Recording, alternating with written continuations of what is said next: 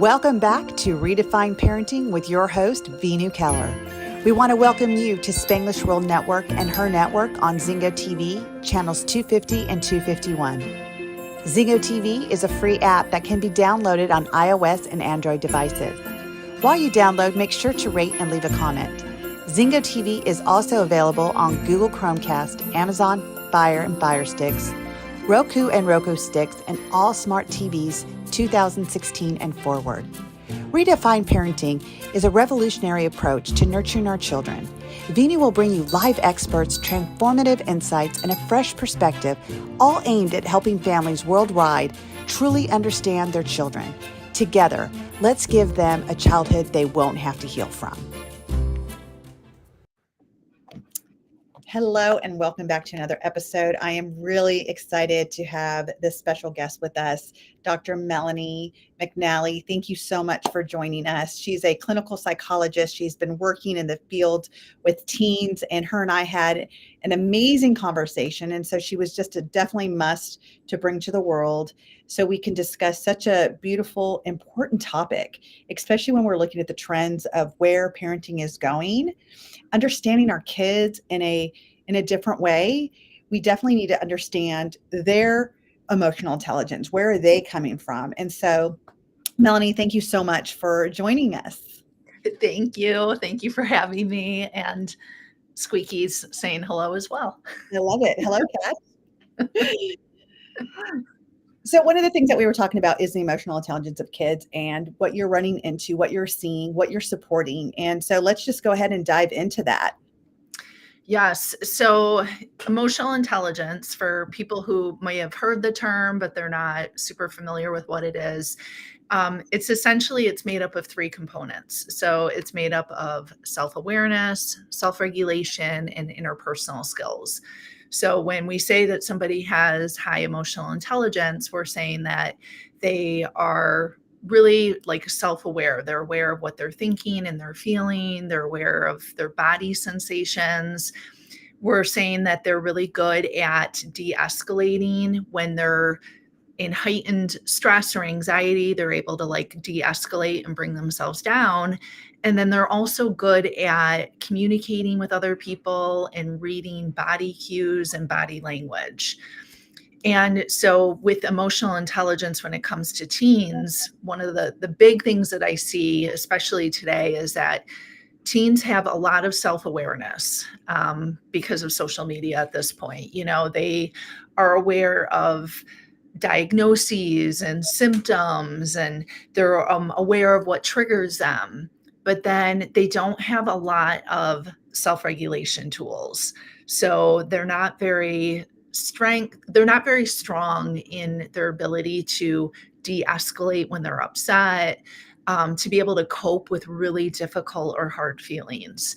So I see them strong in the self-awareness, but a little bit lower in self-regulation. Yeah, it's so funny that you said that because you and I were talking about this. I had some clients that literally will Google what they are seeing or what other friends are talking about, like even with like DID, right? Dissociative, what is it? Dissociative identity disorder. That's why I have the psychologist on here, people. So yeah, that. And so, being a mental health professional for years, I've dealt with clients that have this. And so now what I am seeing with a trend is something like that, because that's happened with two of my clients. And they're like, oh, I just had different personalities. And like this person was, fronting, and like they even have the language down. Mm-hmm. But to your point with self-regulation, it's when I would start asking questions, they would not know how to even understand the feelings that they were having in that moment. It was almost like a disguise, a mask, something that they wanted to be to get certain attention. Mm-hmm. And so what I would ask them is like, so what does that mean to you when this person fronts or this person fronts? And they would give me examples, but it was classic, like Wikipedia definition, Mm-hmm. And so I would ask them, I'm like, so have you been diagnosed from a doctor? Have you gone? No. But I have a friend that has this, and she said, and so when I did my research, I realized that's what I have too. And like a month would go by and they'd be like, oh, Veenu, another one has fronted. I have a new person. Like it was just so bizarre.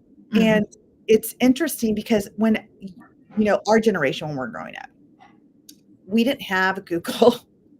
We didn't have Wikipedia. We had encyclopedias, but I didn't even understand the word diagnosis at their age. Like I didn't even know what that was. Like the biggest diagnosis that we understood was ADHD because that Mhm. was huge in the 80s. Like everyone was getting diagnosed with ADHD. So that was pretty much it, or you had a medical diagnosis of cancer or AIDS came out, right, in the 80s. So, or got big in the 80s.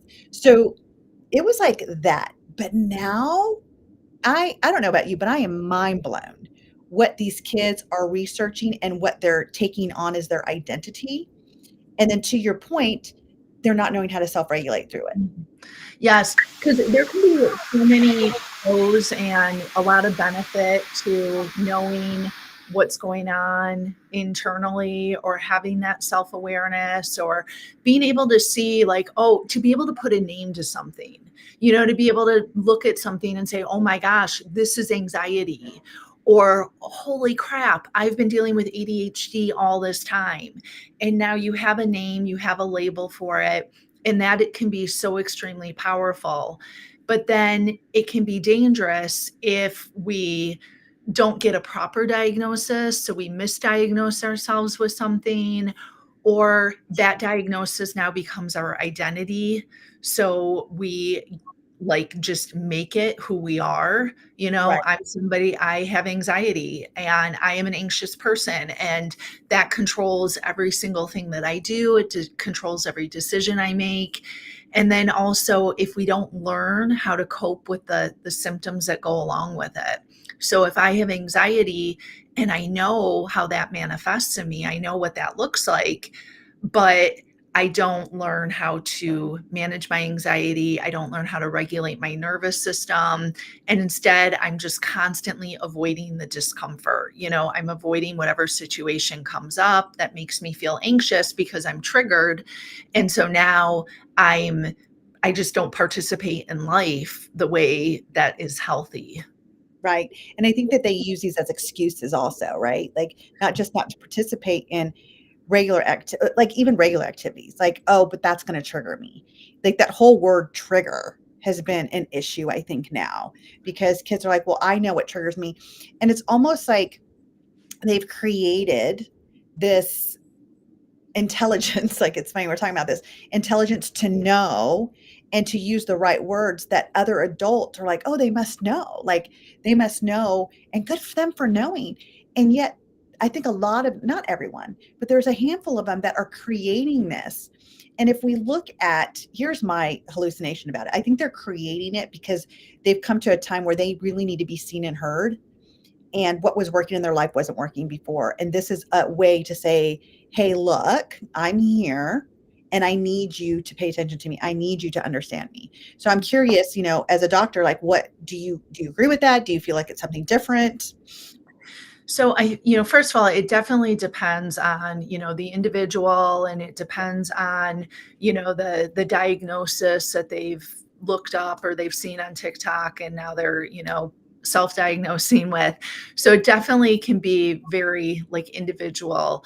But I do think there is something to the need for identity and the need for belonging. Teens are like the whole one of the actually the main purpose of adolescence is identity formation. Mhm. So that is the developmental goal that happens during the adolescent years, and that doesn't change over time. You and I went through it when we were kids. Our parents went through it when they were kids. It's just part of being a teen.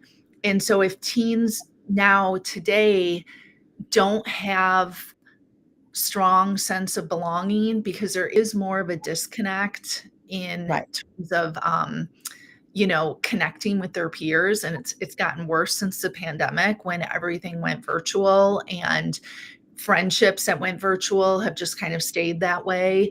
But now there's such a disconnect and there's such a lack of belonging that some teens might cling to whatever sense of identity they can grasp, whatever fits. So if I can identify with this particular diagnosis, or if I can identify with having anxiety, like, okay, that's, I can cling to that for a while.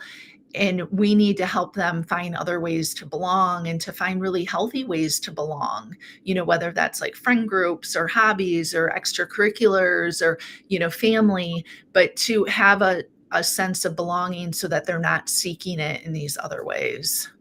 I agree. And I think belonging, and you and I talked about this in extensive when we met, was that, that is really what gives a kid their worth, is that where do I fit in the world?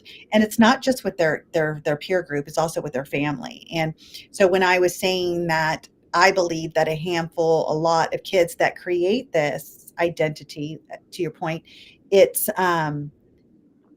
because what happens when a child all of a sudden gets anxious and they're going to their parents, or their parents are getting called at the school going, okay, I don't know what's going on with your kid. They're having a panic attack. Now all of a sudden the mom's taking off from work. They're picking them up. They're taking time to go to the doctor.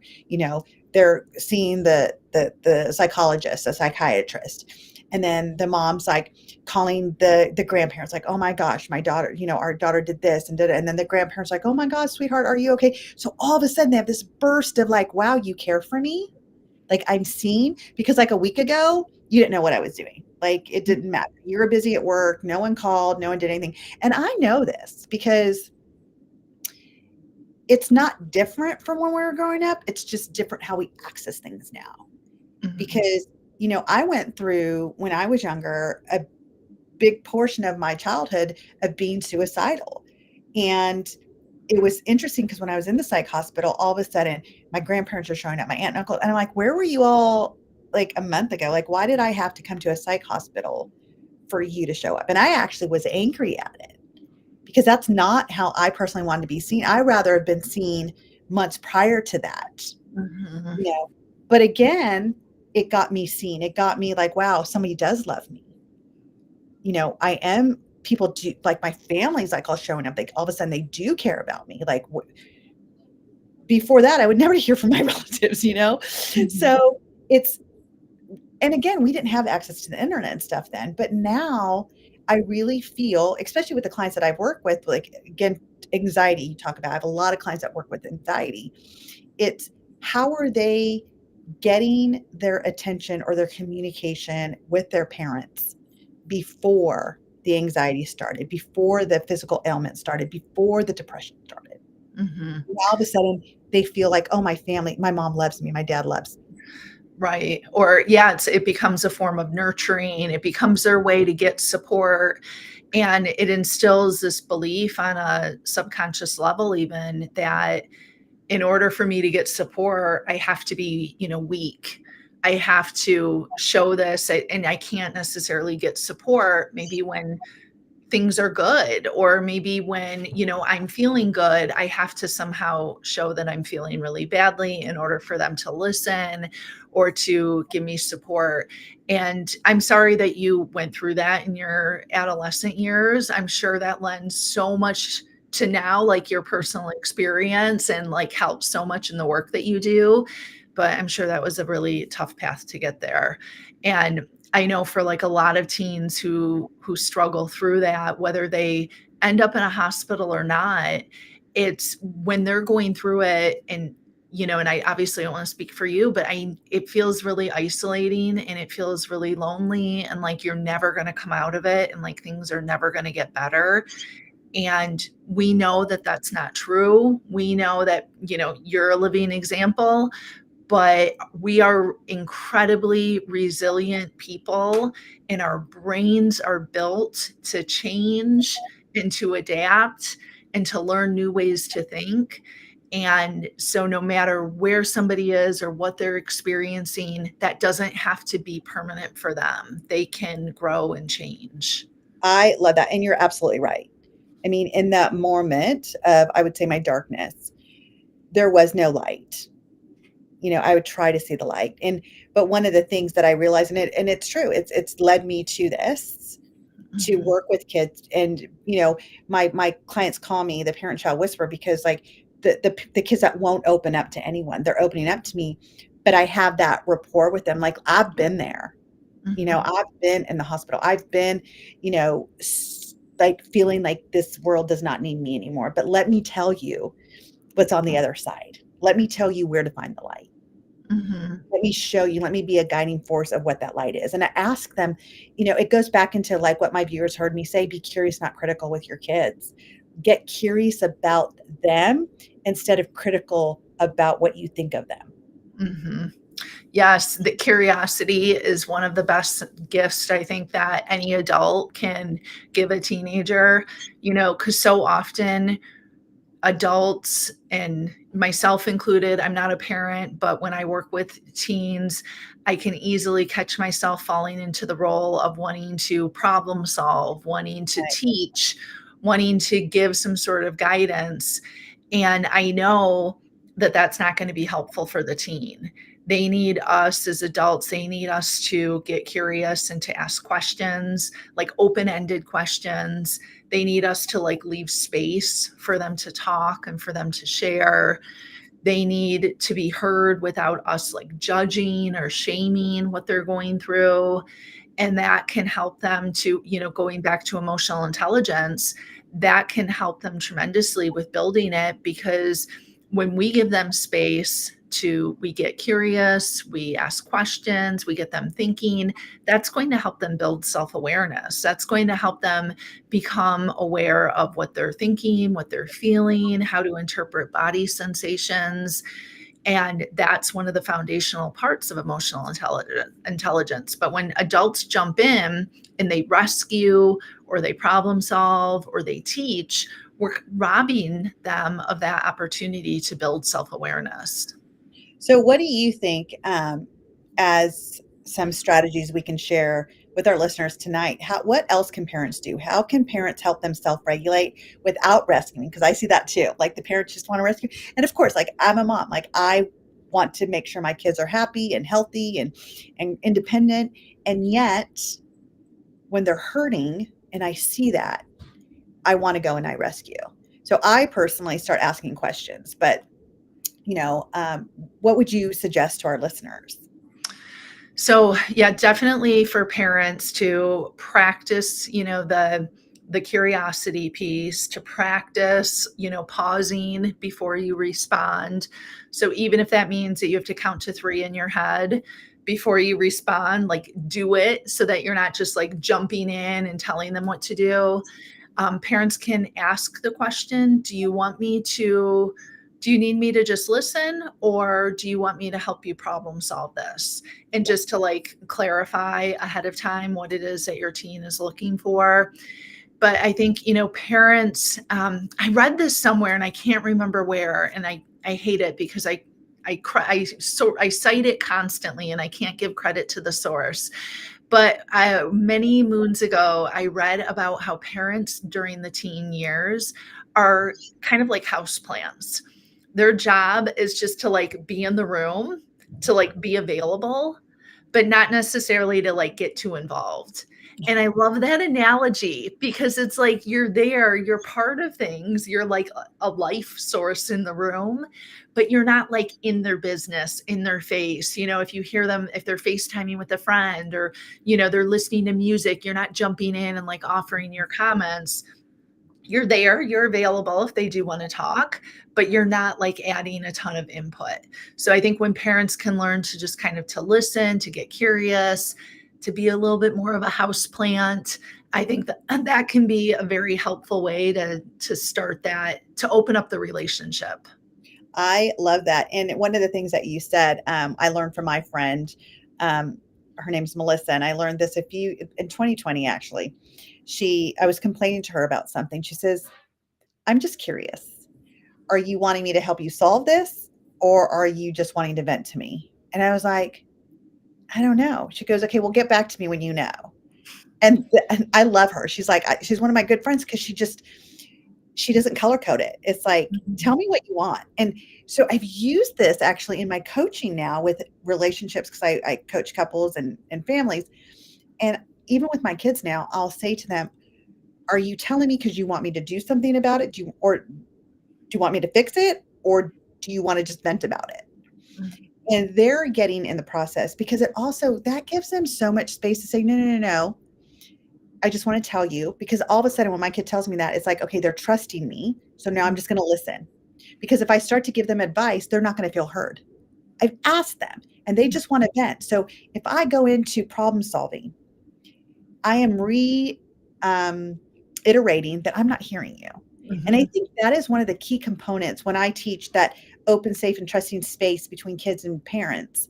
It's our kids, as much as we sometimes don't trust our kids don't trust us. It is a two-way relationship that we need to open up that. And the best way we can do that is when our kids say, hey, no, I just want to tell you about it. Listen intently like a houseplant. Just be there to absorb and look pretty and be like, I get it. I hear you, you know? And to the other side of it, when they do need you to solve it, one of the things that I ask them is, what would that look like if I was to help you? Because I know from experience being a mama and from my clients, even especially as a coach, right? Because I'll ask that same question, like, so is this just your venting to me, or do you want me to help you kind of resolve this? They're like, no, I want you to resolve it. Okay, great. Too many times years ago when I was first starting out, I'd be like, okay, so this, have you tried this? Have you tried that? And it was overwhelming to the kid. Mm-hmm. As I, years later, got more experience and whatnot, it's, what would it look like to you for me to help resolve it? And they'll tell me, they're like, well, I just think that if you can tell me some ideas, some suggestions that you might have.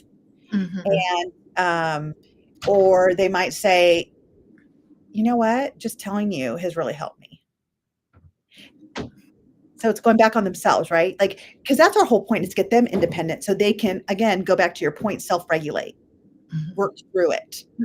Yes, absolutely. And even, I have my own coach, and I even went through an experience recently where, I was sharing some things I was trying to work through, and and the coach kind of just dove in and just started sharing all these things I needed to do and giving all these suggestions and guidance. And it was all, came from a great place, and it was wonderful help. But to me at that point, it was overwhelming.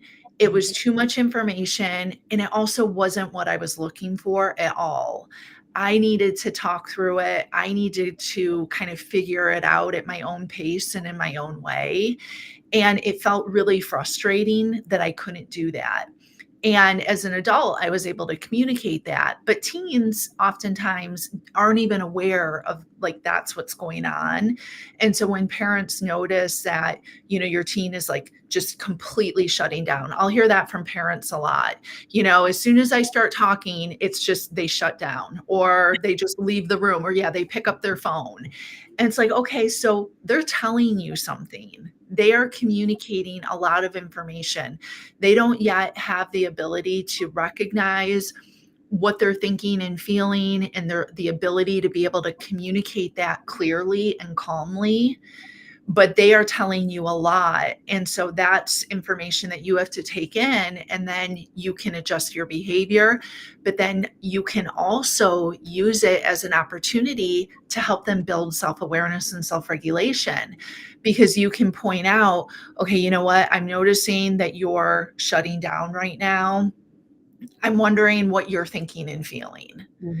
And so that helps with the self-awareness piece. And then whether they share with you or not doesn't matter, because then you can model some self-regulation for them, or you can, encourage them to do something like, you seem really frustrated and upset. Why don't you go take a break, go take the dog for a walk? And I promise you, we're going to start this conversation all over when you return. And so you are helping them find a way to self-regulate and to calm themselves down. And then once they've done that, once they've de-escalated, then you can even point out to them, gosh, you seem so much calmer now that you've taken the walk, or you seem open to this conversation in a way that you weren't before. Let's talk about what happened. But then also, I'm curious, why do you think that walk calmed you down so much? Because we want them to connect the dots. We don't want to be doing the connecting for them. I 100% agree with you, 100%. And like one of the things, like, and you mentioned it, it's, as soon as they come back, it's, you, like you said, you seem that you're ready to have this talk, and they agree and say, I'll say to them, what do you think changed? Because again, these questions make them connect it versus, because, I learned this from my mentor, Joseph McClendon III. He says, if I tell you, you might believe me, but if you tell you, you're going to believe you. Mm. And so it's allowing your child to feel, number one, that they have the ability to connect the dots and find their solution. And also, success leaves clues. And so if we can reiterate, so what do you think changed? Well, just getting away from the situation and clearing my mind and actually physically walking and getting that energy out made me ready to have this conversation. Great. So that's now, some people call them coping skills, right? So maybe that's a strategy that when you feel upset and you want to talk about something that's not going the way we need to, maybe that's what we need to do. We need to take a break and just have you go walk dogs or go for a walk or whatever. The other thing is allowing them to, one of the body language is great. One of the things that I hear a lot from my parents is the tonality of kids. And it's something that I make reference to too. And so what I've noticed, because I have, twins, a boy-girl twin that are going to be 12, and their tonality changes a lot. And so I'll say, I'm noticing through your tone that you're very defensive. And this conversation's not going to go in a great way if you're defensive about it. So we need to talk about this, because I'm not trying to blame you. It's not about blame. It's about, a matter of fact, we have this to discuss. So what has to happen for us to have this discussion? And they'll tell me, my kids are very open. They'll be like, I just don't want to talk about it right now. Okay, great. So then we will shelf this and we'll just need to talk about it before you go to bed tonight. So I'm giving them also a parameter that it's not going to just be open-ended. There's a deadline. Like, we are going to solve this before we go to bed tonight, but you need to do whatever you need to do, but we're going to have this conversation. So it's also allowing them that space, again, to self-regulate, figure out what they needed. And then when we come back, I'll ask them, I say, okay, are you ready to have this conversation? Yes. What do you think brought you to that? What had to happen for us to get to this point? Because as a mom, I want to know what their success formula is too. Mm-hmm. That's so important to me. Definitely. Yes. And, and it's great that your kids are able to communicate that and be able to express that. And I would even, tell, one of my favorite suggestions to give to parents, if your kid isn't there yet, because I'll hear from parents like, I wish my kid could talk like that and, and tell me what's going on, or tell me they need space, but they can't even do that. They're not at that point. A really good starting point is to use a parent-child journal that you write back and forth to each other in. And actually through, if you're, viewers, even through my website, destinationu.net, I have a free journal that you can download for parents, or you could just use a blank notebook, but I have one that actually has prompts. But what that does is it gives you, kind of a framework, a structure to build communication with your child. And so you use it in a way that's very open and very flexible. And you even set some rules around it, that we're just going to write back and forth to each other once a day. You can write whatever you want. Or if you're using mine that has prompts, there's questions, but otherwise you can leave it very open. Like, you can write about whatever you want. And whatever you write about in here, you're not going to get in trouble for. Yes. And it's also going to be kept private. So even if it's only between one parent and one child, it's going to be private between the two of us.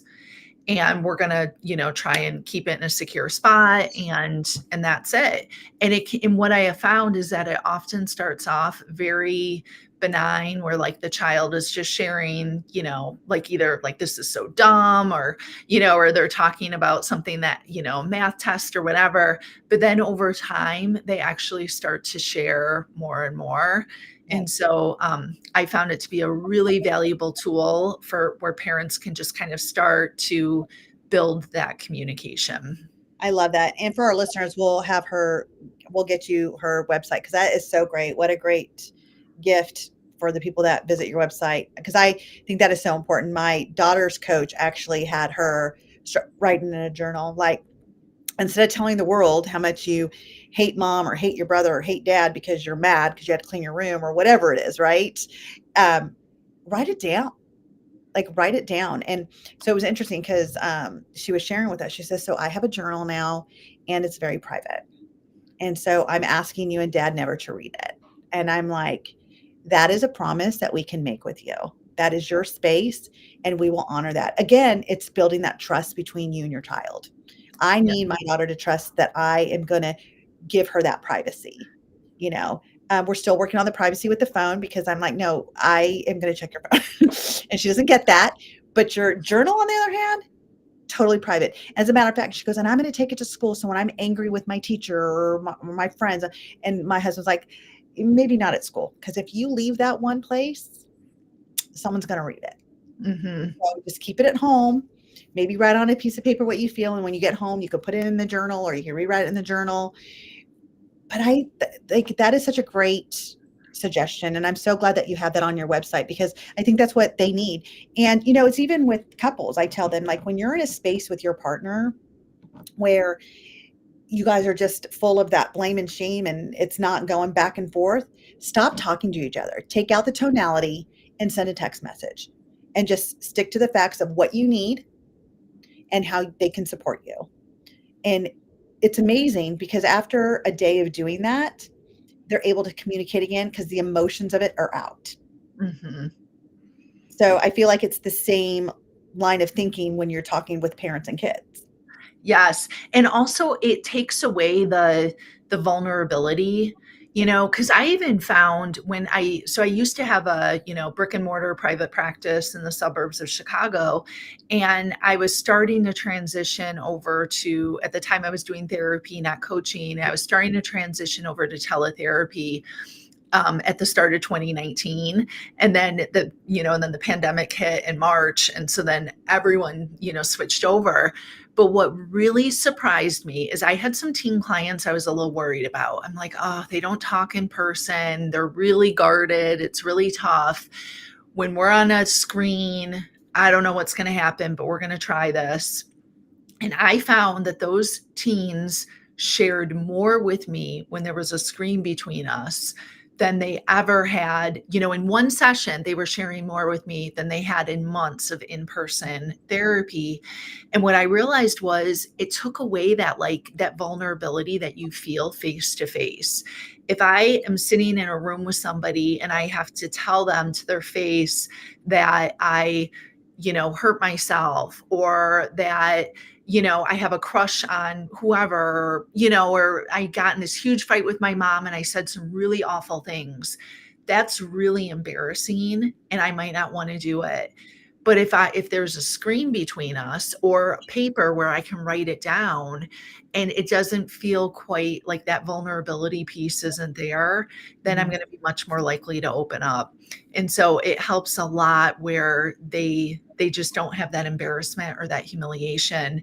And that's why it's helpful too, if you even add that extra rule of you're not going to get in trouble for what you share in here, because you want to make it where they feel like they can tell you things.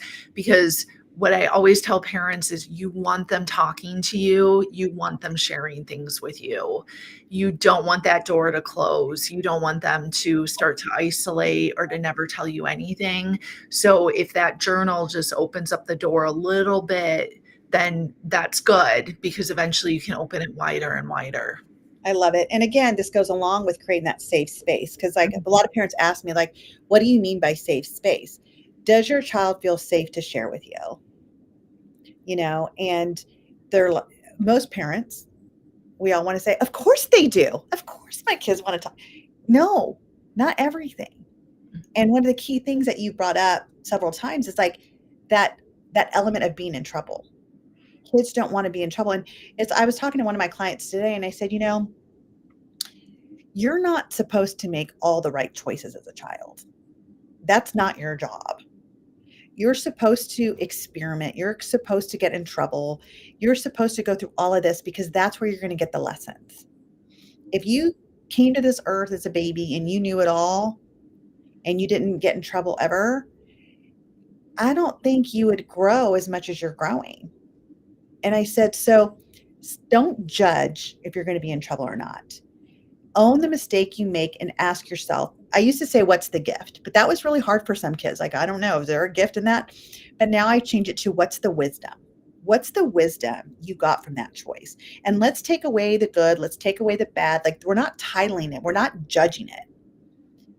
And that in itself allows these kids to have that safe space to really share the things that they can't with their parents. And I'm sure you get that too, working with teens, is like, wow, like just being able to come and have a session with you, I can unload it. So I don't have to live with the guilt that I'm hiding it and I'm not talking about it and I'm acting like I didn't do it when I did do it. But again, I think kids now in 2024 are in a different mind space. Like, they don't view sex the way we did. They don't view drugs the way we did. They don't view smoking the way we did. Like, these are like three big taboos when you and I were growing up, which our generation would still want to say taboos, but it's not anymore to these kids. Mm-hmm. Like, sex is not the sacred thing anymore. It's just not. Like, kids are curious. They want to know about it. It's on the internet. Their friends are talking about it. So if they're curious about their body, and now they're just like, well, yeah, I'm going to have sex with that guy. And I'm like, well, but okay. And what do you want to experience? What is it that you really want? Like, trying to be able to talk to them about it. So I at least know that they know how to protect themselves. Cause I think the third thing you said is that, I'm not going to guess. What's the third thing you said about social intelligence? Interpersonal skills. Right. I think they're lacking that now. Yeah. Well, I mean, can you blame them? Now they prefer to text, versus even like FaceTiming or, so they're not calling, they're not doing in-person, hangout sessions, or when they are, they're on their phones.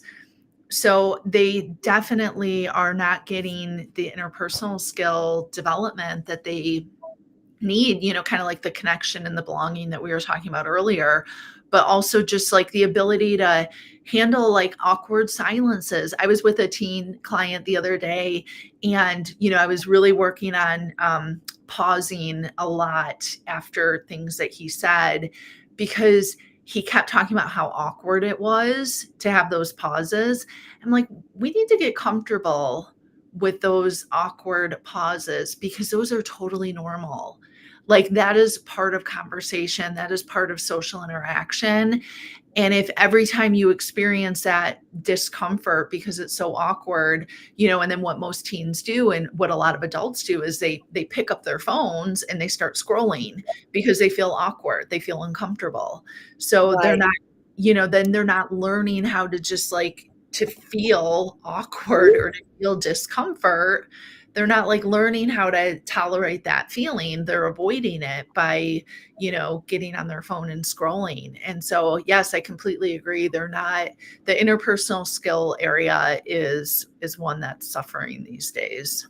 So what do you think, like when we're talking about emotional intelligence, their feeling, their self-regulation, their interpersonal skills, what do you think is just, being a doctor, so I'm going to take advantage of that. What do you think is going on? Like, especially with these teens, like going back to like, oh, sex is not a big deal. I'm curious about it. Do you think it has to do with that connection? I'm seeing it more after COVID. Like, once people are able to get out and, after being closed up for a year, they're going out. But it's so mind blowing that how much they want to experience it now. It's no more just talking about it, understanding it. It's like they want to experience. Where does that fit in with like where their mind's at? Because they don't understand the long-term consequences of it.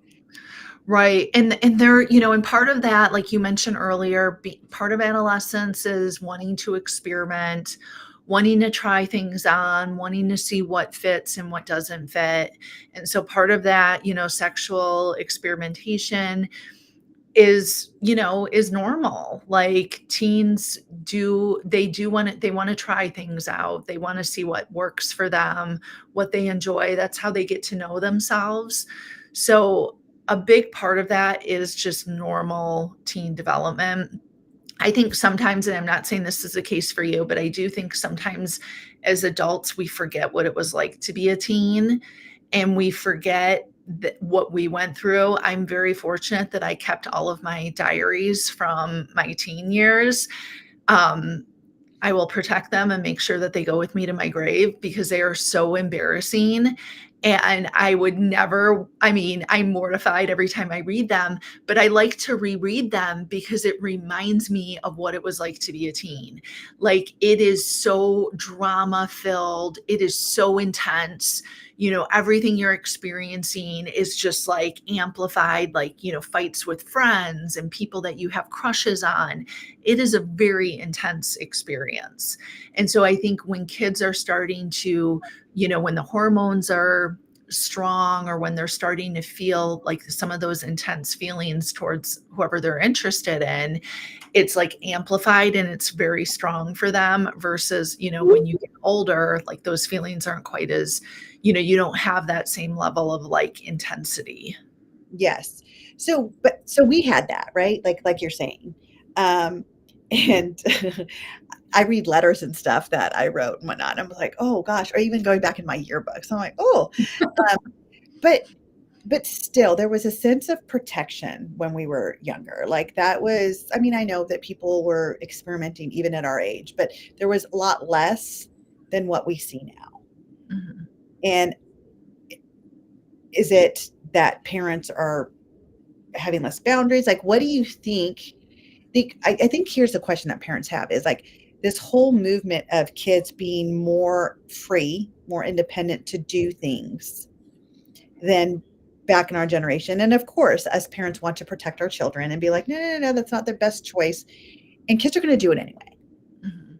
They're going to find a way, and I'm just seeing more and more of it and talking more freely of it. And it's just different now.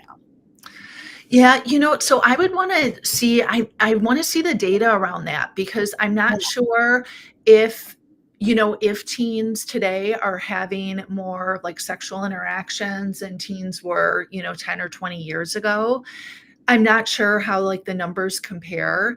I know as far as like independence goes, there was a recent article. It was like the Journal of like Pediatrics or something. They had an article about how a lot of teens today actually have less independence than what previous generations had, because now parents can like track on phones. You've got college kids where their parents are contacting the professors. Their parents are finding roommates for them. There's actually a Facebook group for parents at different colleges where the parents can talk and schedule like hangout sessions for their kids, almost like, play dates. Mhm. So there's more and more like parent intervention now and parent involvement. And that does take away a lot of that freedom and independence and, exploration. And I think, if like, let's say the numbers for sexual interactions are up, it could be because that's like one place where parents can't intervene or where they can find some independence because they have some privacy there. When you brought that up, I see that because that's one of the things that I have more and more parents doing their kids' homework for them. Mhm. And I'm like, no, stop. You're not helping them. You're hurting them. Mhm. And here's it. Parents are so concerned, like, what's it going to look like if my kids aren't turning their homework in or they're failing? It's not a reflection about you as the parent. That is on the child. And you're not allowing your child to have natural consequences for their action. Mhm. You're not allowing them to fall. Like, I do see that parents want to pick them up before your kids fall. And it's mind blowing. And I think that you're onto something. Like, I love that you brought that up, that maybe it's the place that they can have their independence because they Mhm. can't have it anywhere else. My 11-year-old, almost 12-year-old daughter, she'll say, I just want my freedom. I'm like, at 11 years old, what would that look like to you? And she's like, well, I can just go on the computer when I want to. You'll get me an iPhone because that's like an absolute no in my house. I can have the apps that I want. You're not going to read my text messages. And I'm like, oh yeah, honey, you got a long time before. If that's your freedom, yeah, you're not going to have freedom for a long time. For a long Mhm. But here's where I do give them the freedom to make the choices that they want to make. Like, you're either going to study for that test or you're not. But to get in an argument over studying for a test is not how I want to spend my evening. Mm-hmm. It's Yes. But you're giving the freedom in all of the important areas for them to develop some autonomy. Like, I'm sure your kids have freedom to choose like what activities and what extracurriculars they participate in. They probably have freedom over like what friends they choose and, who they don't want to spend time with. So they're getting autonomy in the really important areas of making decisions. Whereas, and not necessarily freedom in things where personal safety is involved, where they could be contacted by strangers online, or you have to be able to monitor what they're sharing with others, or, who's getting in touch with them. Yeah, no, you're absolutely right. And so that's why we have these shows, right? So we can tell the world, because as parents, if we know better, we can do better. Mm-hmm. And that's what this is all about. And this is a worldwide show. And I'm so grateful that people can reach out to you, reach out to me. Can you just tell everybody spell out your website again, please, so they can reach out to you if need be? Yes. So my website is destinationyou.net. So that's destinationyou.net. And there, if you even go to the drop down menu, you'll see something that just says freebies. And so I've got a brain dump journal on there. I have the parent communication journal that I was mentioning earlier. I have other free resources on there, like some guides and some workshops. So definitely check that out. And also, I'm on Instagram quite a bit. I'm at Dr. Melanie McNally on there. Beautiful. And thank you so much for those free resources. I'm actually going to download some of those resources for myself. And I'm at veenuinspires.com, and you can find me all over the internet at Veenu Inspires as well. So just to wrap this up, just kind of, rephrase the three areas again of emotional intelligence, and maybe just kind of give a couple of things for each one, so parents can really start to understand this. Yes. And I should mention, I do have a book, The Emotionally Intelligent Teen. So this book you can get wherever you buy your books, The Emotionally Intelligent Teen. And the three components of emotional intelligence are self-awareness, self-regulation, and interpersonal skills. So self-awareness is that ability to understand what you're thinking, what you're feeling, what your body. Self-regulation is your ability to calm yourself down, you're escalated, or when you're really stressed out. And then interpersonal skills is your ability to understand what other people might be thinking and feeling, and also how they might be perceiving you. And so those are kind of like the three areas of emotional intelligence. And in the book, I have all kinds of activities for teens to do to build in each of those areas, and also to learn more about them. Wonderful. And I definitely will put your website up with all of where these have popped up, because I know one of our viewers asked for your website for that journal. So what a great resource that you have for people. And I think that if we can help our kids, especially, I think the most important thing, I think all of it's important, but the most important thing is that self-regulation. I said that is, teaching our kids ownership, teaching our kids also social cues. When we're talking about belonging and stuff, kids have to, get into social cues. Like, it's so interesting that kids will be like, oh, they're my best friend. And I do this thing called the Heart of Friends. So kids can start to really understand like who's in your heart and work our way out to see who really is a friend. And one of them, oh yeah, he's my best friend. And yet he's telling me that he's calling him dumb and he's ignorant. I'm like, does that make you feel great? They're like, no. And I said, well, what would it look like if you had friends that lifted you up instead of brought you down? And they have no concept, because they rather sacrifice feeling good about themselves to say I have a friend, than really learn what a friend is. And I think all of this comes down to what you talk about with that whole emotional intelligence. So we have another 1 minute left. Is there anything that you want to wrap up and say? I want to thank you, first of all, for being here, because this has just been a treat. And I want to invite you back because I feel like there's other topics that we could definitely jump into. No, thank you so much for having me. This was really fun to talk with you about all of this. And I feel like absolutely I could talk to you about a million other things. I love it. I love it. Well, thank you guys again for joining us, and we'll see you next week. For joining us on another episode of Redefine Parenting with Veenu Keller. Follow her on Instagram at Veenu Inspires. To learn more about Veenu, as well as download her free ebook now, go to www.veenuinspires.com. This show can also be heard on Spanglish Radio Network. Please check out www.spanglishworld.ca for all your news and programming. Spanglish World. Watch it, hear it, read it, download it.